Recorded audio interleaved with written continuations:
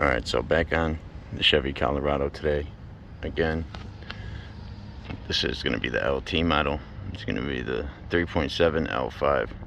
And today, we're going to do shock absorbers. So, start us off. You don't need a jack. You can do this without a jack. What you will need is penetrating oil. You're going to need an impact gun if possible. You're going to need a 13th, 16th. And that's going to be for the bottom shackle that's right there. And you're going to need a big adjustable wrench. This one is a 12-inch crescent. And some extensions and a breaker bar or a socket wrench to at least get you started. So the first step is going to be, like I said, get this 13ths, 16ths. And I think the other side of that nut is going to be 20 millimeter.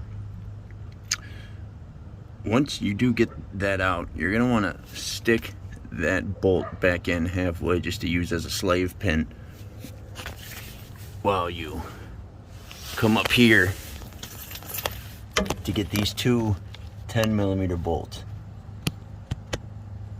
And once you get those two 10 millimeter bolts out, this usually would fall just right on you, but with that slave pin it's not going to go anywhere. So let's get that out and remove this shock. Let's get this off. This will come right down.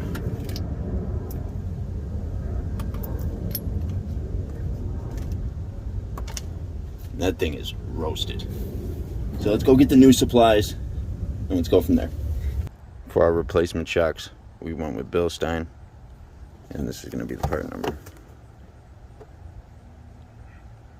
24 186 179. Now these are pretty simple. The only thing you're going to want to pay attention to is that angle plate right there. That's fixed. So when you put these in, you're going to want to make sure that you're putting that in at the right angle. As you can see, even on the originals, you have that as well. So it's going to want to sit in the truck like this because it comes down at that angle. Just something to be mindful of when you're installing these.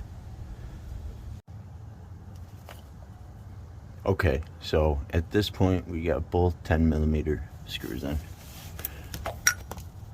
And again, make sure that angle lays flat at the top. Try and check it as best as possible. We gotta get that shock absorber in that bracket.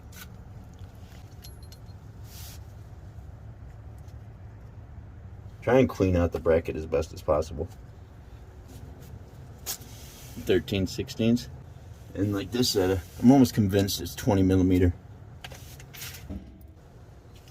Then just come in with a socket wrench and double check it to make sure it's nice and tight.